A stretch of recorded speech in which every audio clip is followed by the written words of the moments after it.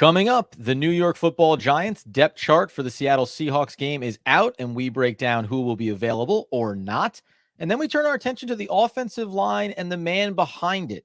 At what point is it about Daniel Jones overcoming the deficiencies of this offense rather than using them as excuses? We dive in coming up next.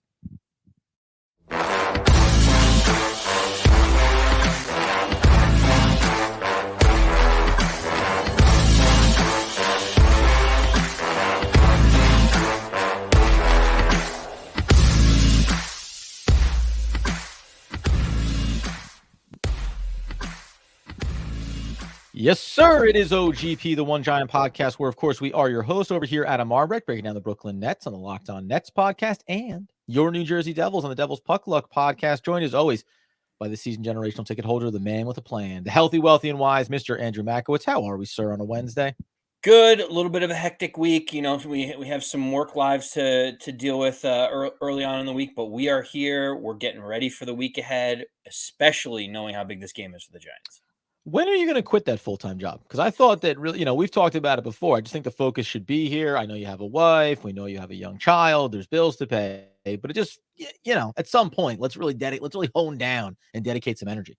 Push all the chips into the center of the table and just say, like, with all the people that were flocking to me in Mexico City and other foreign countries about OGP, right. It's almost reaching a tipping point, Adam. And listen, push all those chips into the center of the table. And then obviously, realize that your wife will be pushing all of her chips out. But that's neither here nor there. We digress from the conversation, which is the New York Football Giants, the game ahead against Seattle. We're going to talk about where the depth chart stands coming in, injury updates, obviously, with key figures. But just obvious, on Friday's show, when we do our breakdown, we all know this is as must win as it gets. And it feels like for every good team the Giants play and look like absolute garbage against, then an average, and I'm even saying anything negative about Seattle here, but then you look at the next game and say, this is where the Giants need to be successful. So the depth chart comes out here. Obviously, big injury update just around Saquon Barkley. Continue to wait and see. Brian Dable was listed as, we're kind of doing jog throughs, so I don't think he'll do much today. This is at yesterday's practice from Brian Dable on Saquon Barkley, but he's really now, I'd say, in the day-to-day category.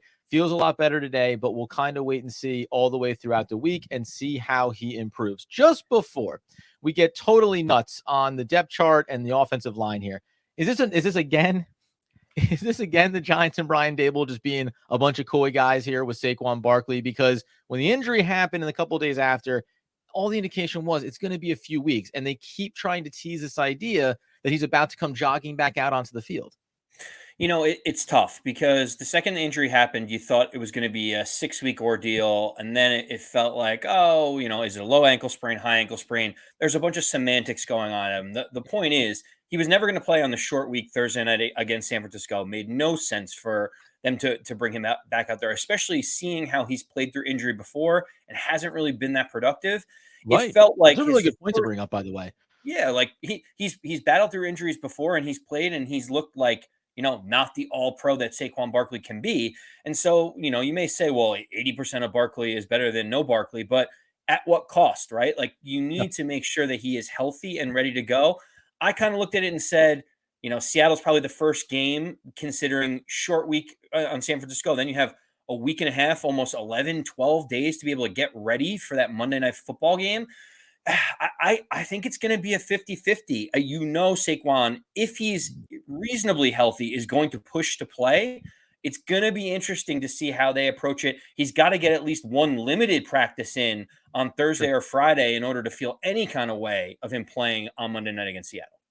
And worth noting here as well, I want to make sure that I give credit where it's due. So let me just dial back here. This is per Ed Valentine over on Big Blue View.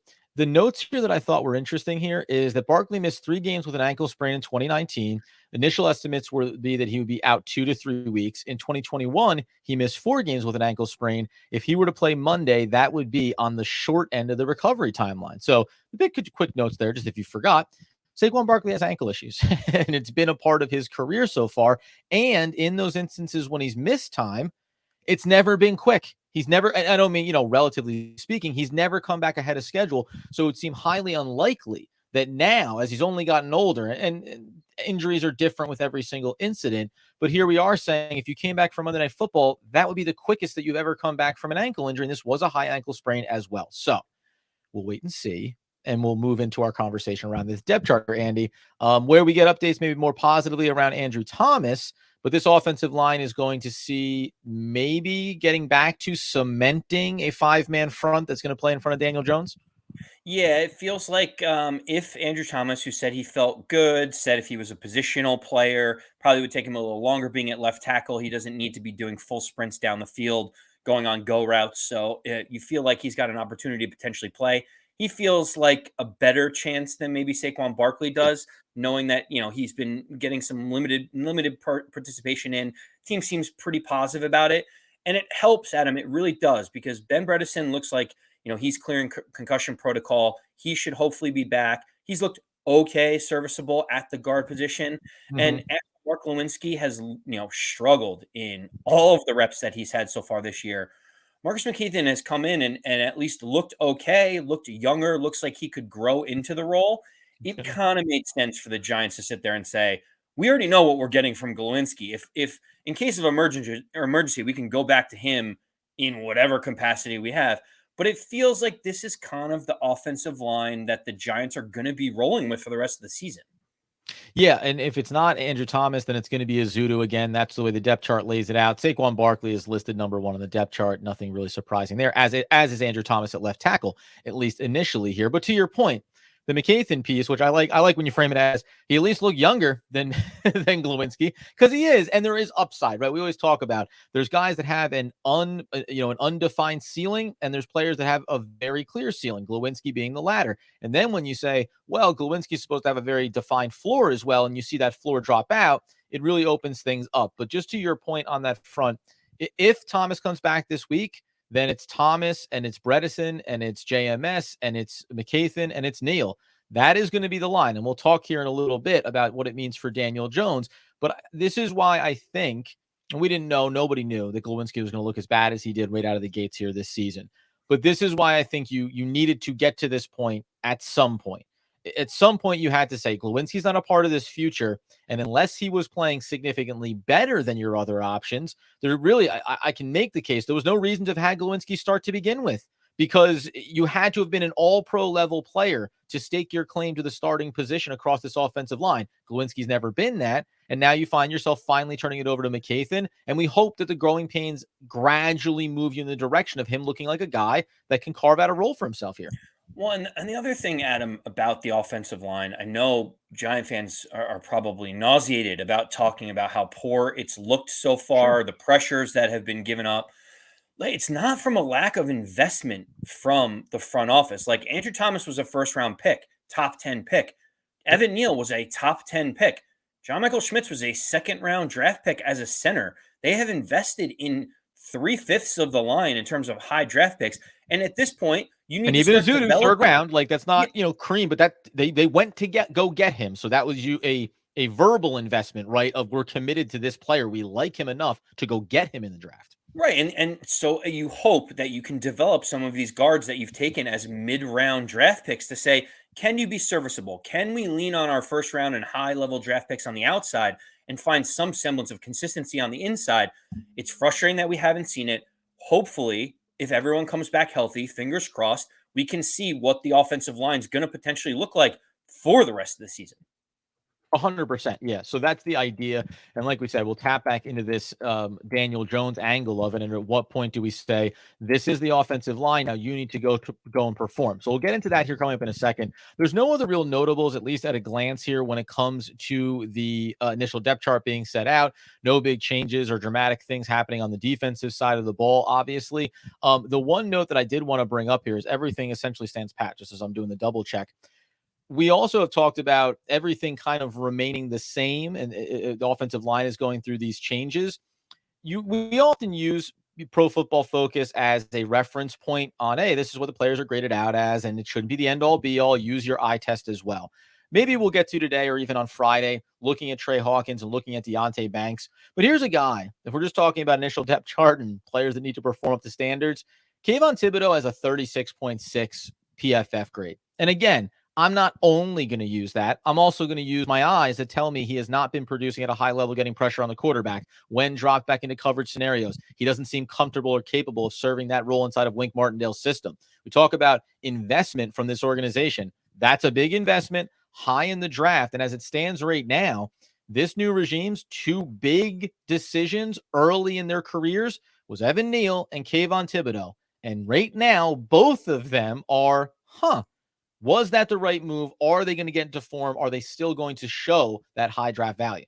Yeah, you mentioned Kayvon. Obviously, he's had some back and forth saying only the guys in the locker room know. It's not the Let's get two fans. He worlds. hasn't really approached it the way that we would like to see someone approach it, especially with the New York media. He's one player that you're hoping that steps up, considering all the hype that's been around him. The other name that comes to my mind is Adoree Jackson right now, Yep. and we've moved Trey Hawkins and Deontay Banks on the outside, and we've gone with the youth. Adoree Jackson has not really been great in the slot for the Giants. He's given up seven. He's tied for 17th in the most receptions given up in the league. So he's in the bottom 20 cornerbacks. So he's just not really staying with his men in the slot. He has a 53.6 Pro Football Focus rating. A lot of people are saying that he's looking a little bit slow. There's even people saying if the Giants fall out of favor, that because he's in the last year of his deal, he could look to be moved. You got to expect from a veteran leader that he has to play better for the Giants to have a chance to win. What an absolutely perfect tee up for what we're going to discuss next. Before we get into Daniel Jones, I want to ask Andy a question that I brought up earlier in the week. Big picture, what could this game mean for several key players, Adoree Jackson being chief among them? So we'll get into that here coming up in just 1 second. But first thing we're going to do is remind you about our friends over at Death Wish Coffee, because, folks, you can not only use the promo code TRYDWC20 to get 20% off at deathwishcoffee.com, you can also get coffee. You can sign up for their membership. They'll send you out your repeat orders every single month, which will also save you money. They have all your favorite seasonal, like pumpkin spice. They have a great one that I'm enjoying right now, which is a vanilla. It's not overpowering. I like a pure coffee. It's a dark roast with that little hint of sweetness in it. Have it every single morning to start my day, sometimes to the detriment of how fast I talk on podcasts, but nevertheless. You go over to deathwishcoffee.com right now, try DWC20, and you'll get 20% off on your first order. All right, Andy, before we talk about Daniel Jones, you brought it up there and mentioned about people speculating on Adoree Jackson. First question, before we go real big picture here. Was it short-sighted of the New York Football Giants to go and draft Deontay Banks, a first-round draft pick that I was very high on and excited for, and then have to take a look at their roster and say, we don't have a slot corner? At some point, fundamentally, and we know they're restricted, it wasn't just a free-for-all in free agency, but do you feel like there was a mistake being made here, understanding that Cordell Flott had some injury concerns to start the year? Maybe he was going to plug in, the disappointment of Darnay Holmes, and then all of a sudden you take a guy who had a very productive season on the outside last year in Adoree Jackson, and you may be, to his detriment, sticking him into a role that he has not played ever in his professional career, and going all the way back maybe to college the last time he saw those reps. Well, the issue has been training camp, Adam. You can only go so far as what your eyes show you in practice. And clearly, Trey Hawkins, even though being a late round draft pick for the Giants, looked like one of their best three cornerbacks. And Yep. when you kind of take that into the equation, you say, how do we get our best three cornerbacks on the field? The tough part wasn't necessarily that the Giants turned around and said, we have no one to play the slot, Adoree, go play there. It's been a little bit of a disappointment seeing Cordell Flott have some of these injuries. We thought he was Yes. rangy and athletic and quick to be able to handle some of those slot positions. He's been injured. Even when he's gotten time, it hasn't been great. Darnay Holmes feels kind of like a known commodity where maybe you can get away with him for a series, but if you have him out there the whole game, you feel like he becomes a liability in the secondary, against some of these faster wide receivers. So I don't know if it's necessarily an issue with the Giants being like, well, why didn't we draft a slot corner? I think it's Trey Hawkins looked the best out of all the other cornerbacks outside of Deontay Banks. And like by process of elimination, you're like, well, we got to get these two guys on the field. It's a really weird situation for the Giants to be in where their most accomplished cornerback is the one that's playing out of position. It's just not a great spot for the Giants to be. Yeah, 100%. And maybe that is just a part of it. He said the best guys that we think we have available coming out of camp, it's not necessarily solving all the issues that we have or the way that we want to play, but it is where we stand. And incidentally, through 3 games, Trey Hawkins has only faced 5 targets and allowed 3 receptions. Like, It's also been a very weird start to the year. We know with the blowout loss in week 1, the way things looked against San Francisco, a big recovery second half against Arizona.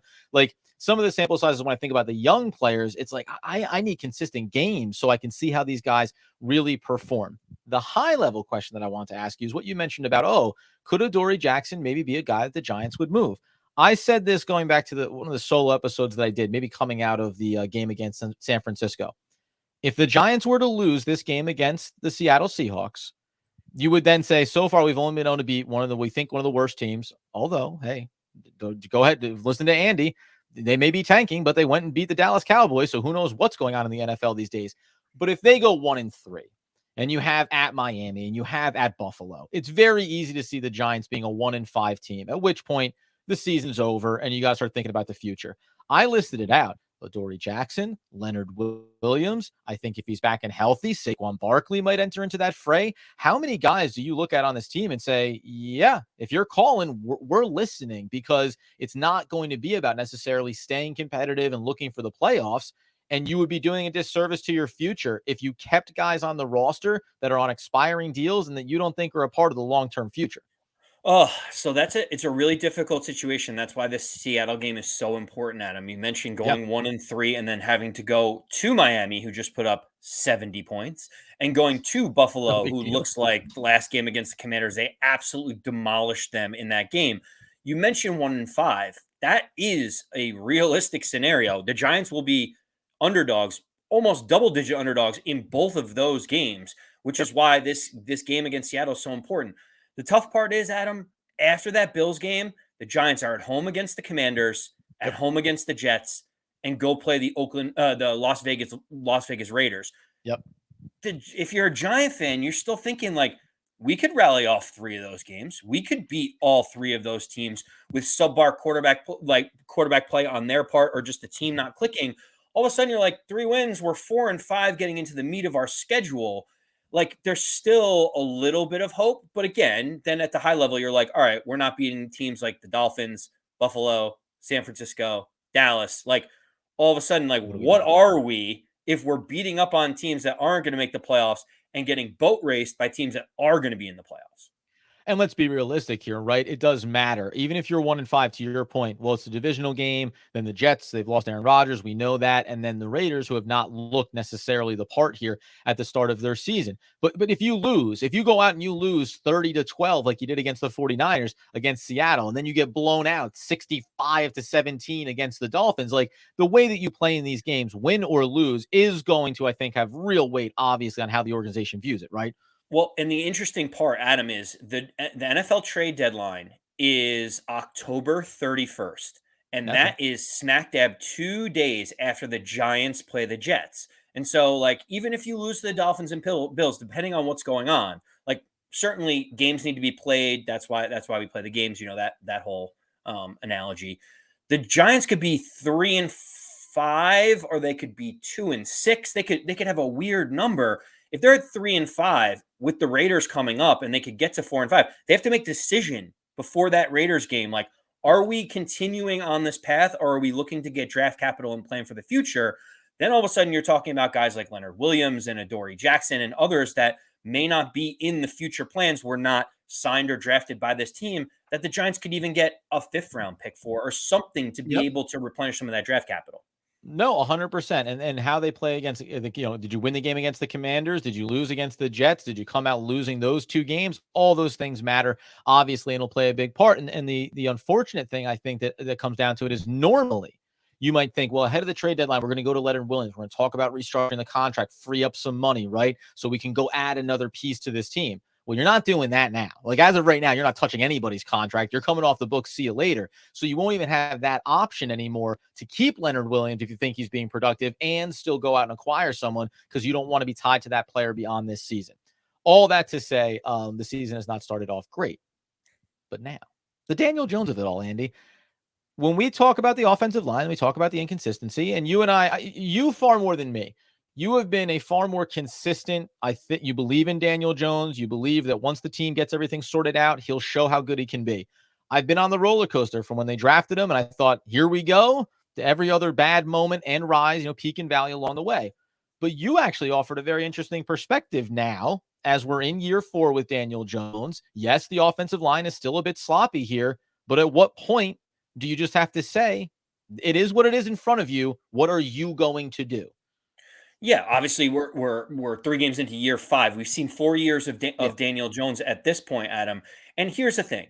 I think that there is this chasm online about Daniel Jones. He's a polarizing On the figure. line? He yeah, exactly. He's a polarizing figure, Adam, and you either believe in him or you don't, and you take every nugget that happens and you attribute it either to his successes or his failures.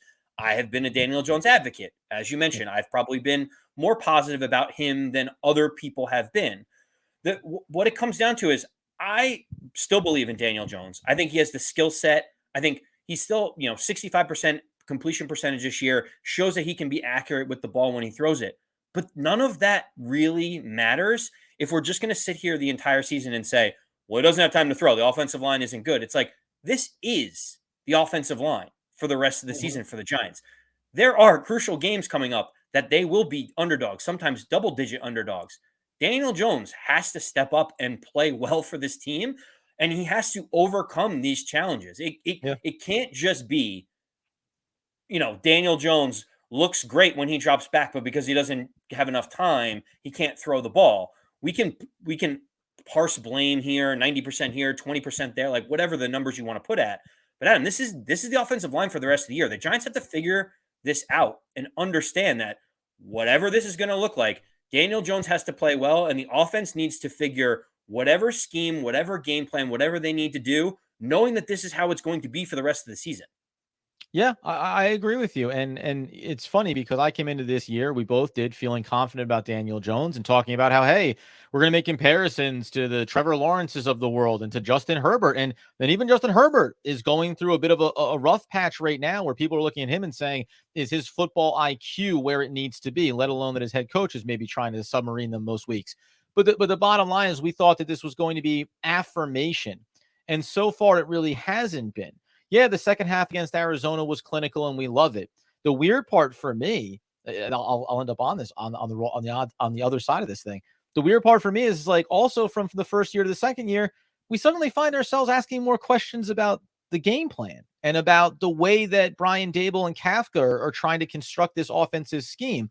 For so long in the offseason, you and I made it predicated on, well, you needed the weapons. Okay, you get Jalen Hyatt, you go get Darren Waller. We think Wandale Robinson comes back, right? We do all this stuff. And then when it goes out there and it looks pedestrian, it doesn't look dynamic. We know what the offensive line issues are. But I'm sorry, look around the NFL. Not every team has a great offensive line. Not every team has an average offensive line. And what we will do in the coming weeks, if things continue to be a little bit rocky, let's go compare Daniel Jones to some of the mediocre offensive lines and how their QBs perform, because that's just a big factor of it. And it goes up the chain of command here. And it's a disappointment because 3 weeks through the season, with Seattle coming up on Monday Night Football, we find ourselves with more questions than we had exiting year number 3, right? And that's not something that we thought was going to be the case, or sorry, exiting last season and going to year number 2 for this staff, right? Well, yeah, and Adam, listen, people will say, well, he's only taking the check downs, he's only throwing the short passes, he's not extending it towards the sticks. And then you have the argument of like, well, he doesn't have enough time to let the plays mature. But then there's some different film clips where you can see there are wide receivers open if he just Yeah. lets it Yeah. rip a little bit earlier, and he needs Yes. to. And I think there's this weird dynamic going on where it's like, there was a narrative about Daniel Jones turning the ball over way too much, too many fumbles. He's holding on to the ball too much, too many interceptions. He's taking too many risks. And they've peeled that back.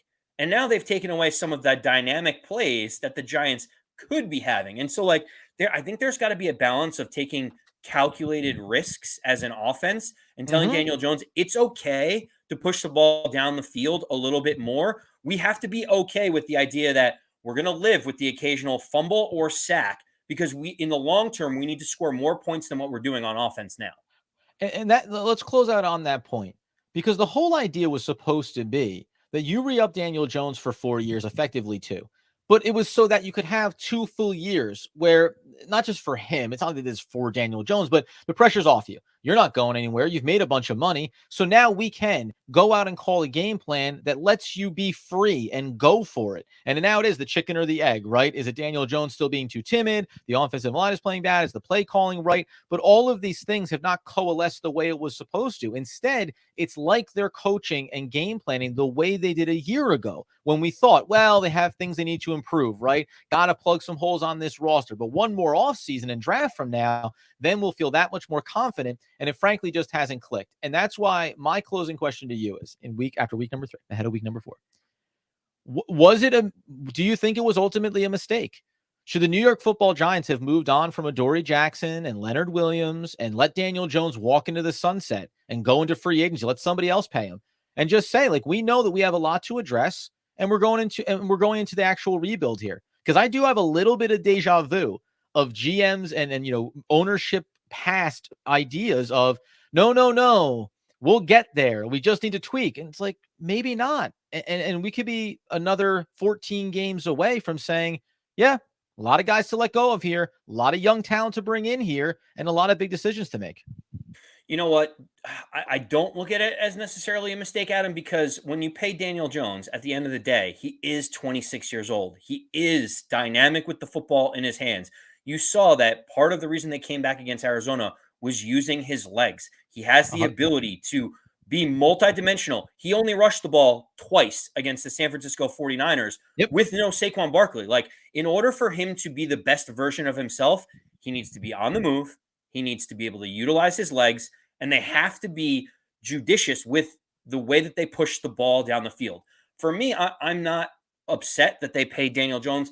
I'm not even upset that they haven't moved on from some of the older players. You still have the trade deadline if things really go south with them, but I can't fault someone for investing in a guy that wins a playoff game, top 10 QBR, 26 years old, still has room to grow in the offense. Like, for me, that's the right move. And even if this season doesn't go according to plan, like, you still have a 26-year-old, going to be 27-year-old quarterback Mm-hmm. that has shown flashes like he has in the Arizona game. It's just, how do we see more of that second half?